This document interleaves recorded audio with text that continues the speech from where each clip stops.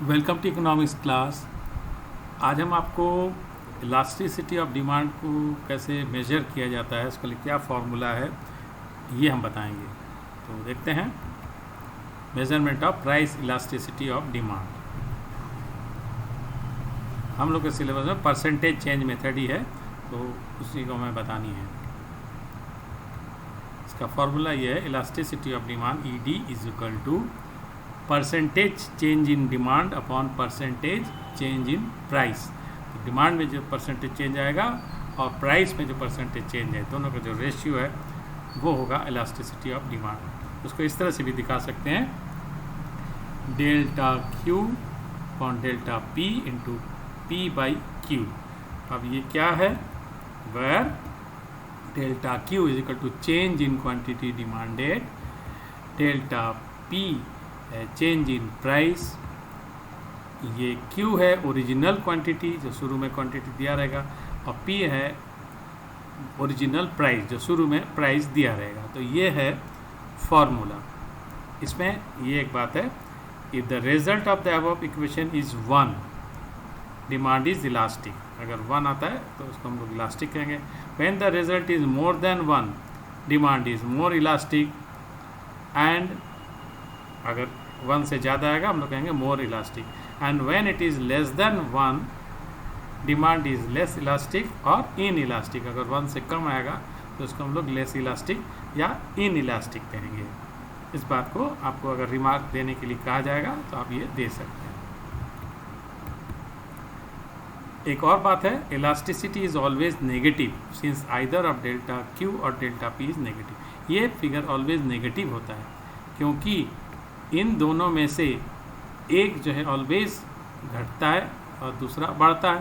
That means negative होता है एक, तो एक नेगेटिव होने के कारण ऑलवेज ये एक नेगेटिव फिगर ही आता है। तो हम लोग कुछ न्यूमेरिकल ट्राई करते हैं। तो आपके सामने ये पहला एक न्यूमेरिकल है, देखिए, price elasticity of demand of a good is -3।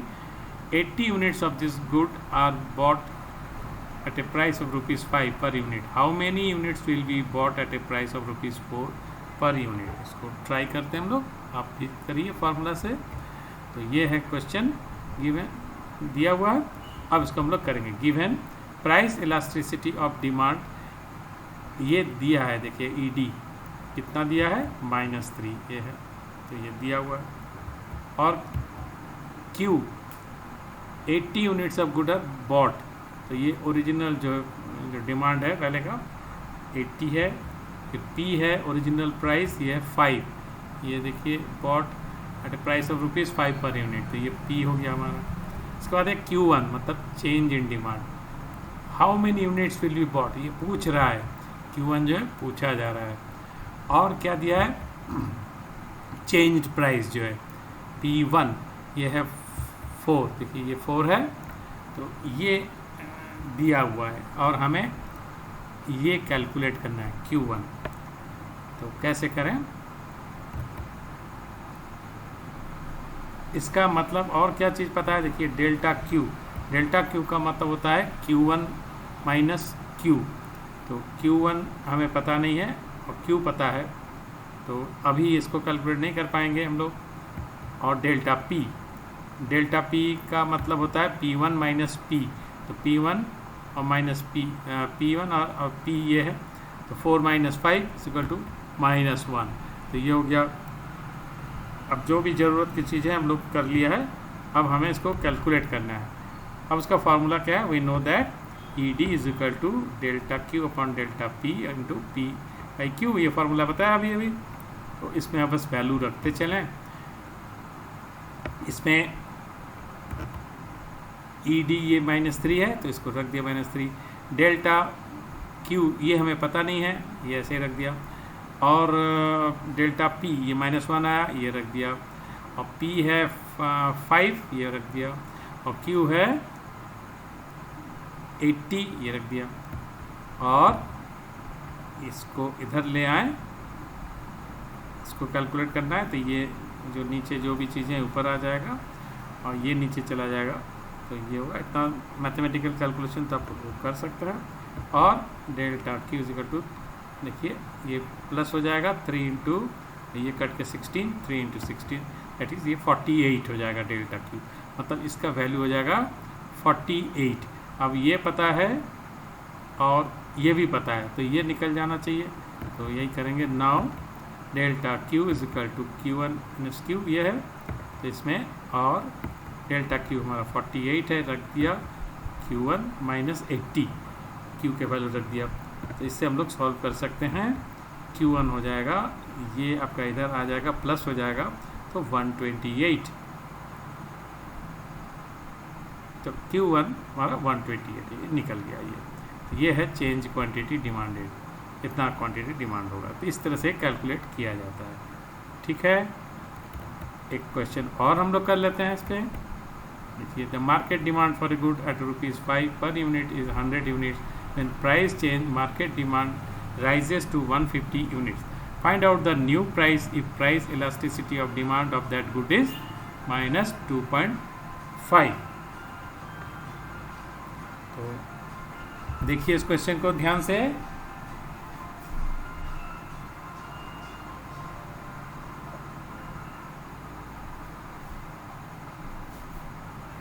क्या क्या दिया है,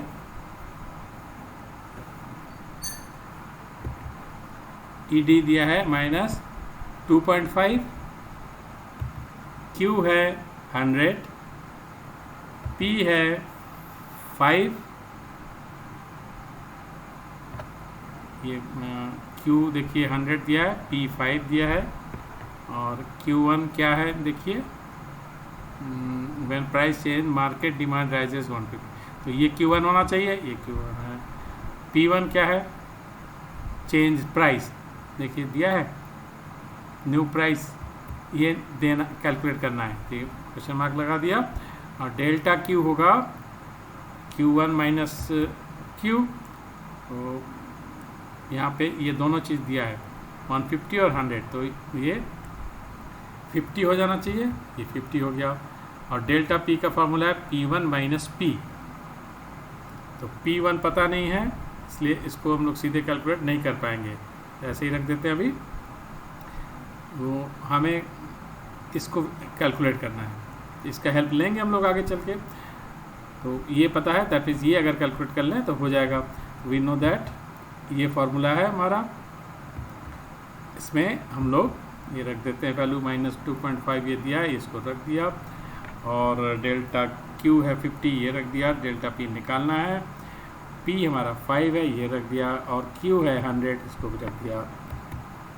तो ये आ जाएगा, इसको अगर ऊपर कर दें और इसको नीचे कर दें, इसको अब आप लोग कैलकुलेट कर लेंगे कि ये कट के 2 हो जाएगा और ये हो जाएगा -5, तो 5 बाई -5 हो जाएगा -1, तो ये डेल्टा पी आ गया। अब इसको कैलकुलेट करेंगे, इसको हेल्प हम लोग ले लें।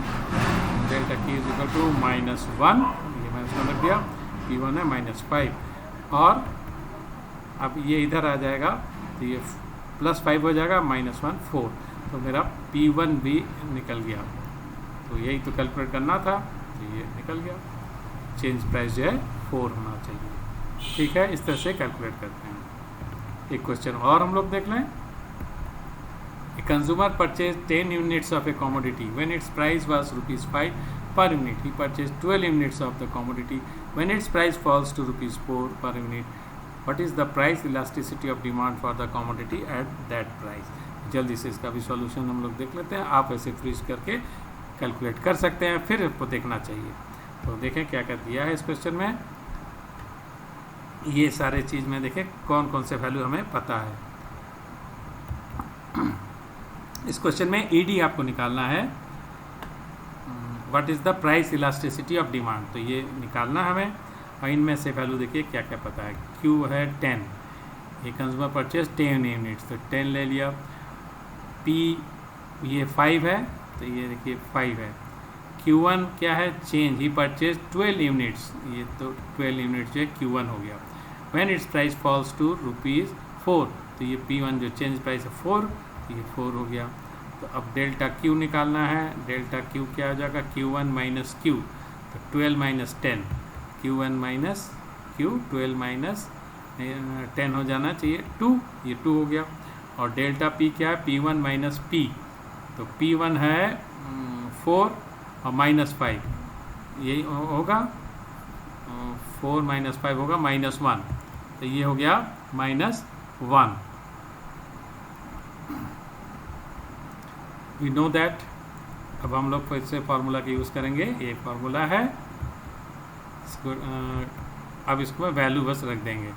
तो डेल्टा क्यू हमारा 2 है और डेल्टा पी है -1 इंटू पी है 5 और क्यू है 10, ये 10 रख दिया।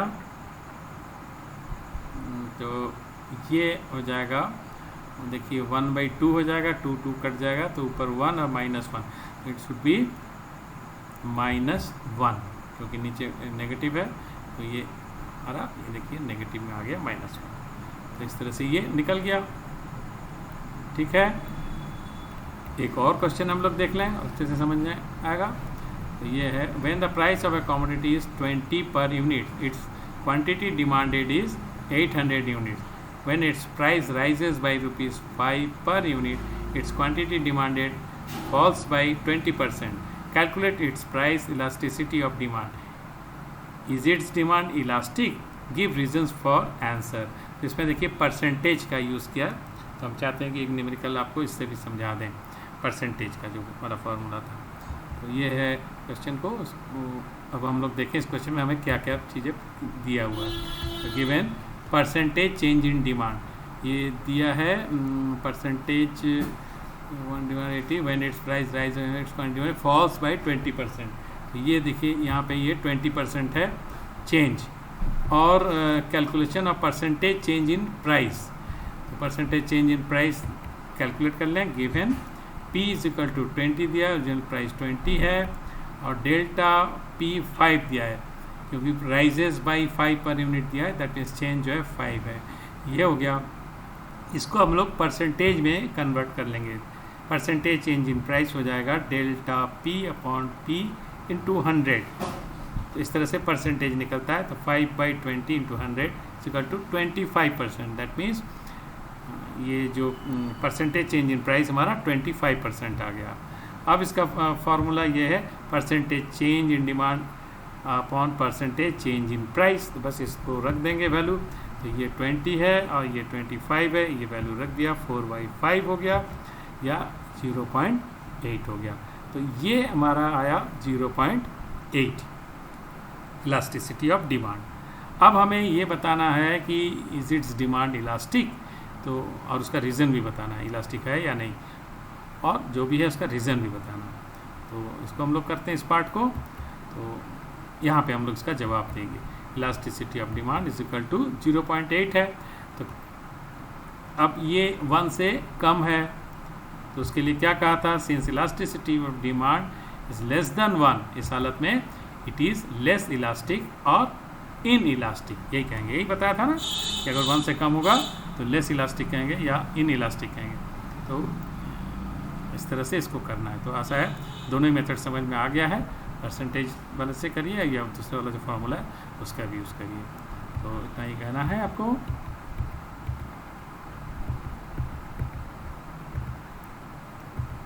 थोड़ा सा आप लोगों को एक्सरसाइज भी कर लेना चाहिए मेंटल के साथ साथ। इसी के साथ समाप्त करते हैं। Thank you.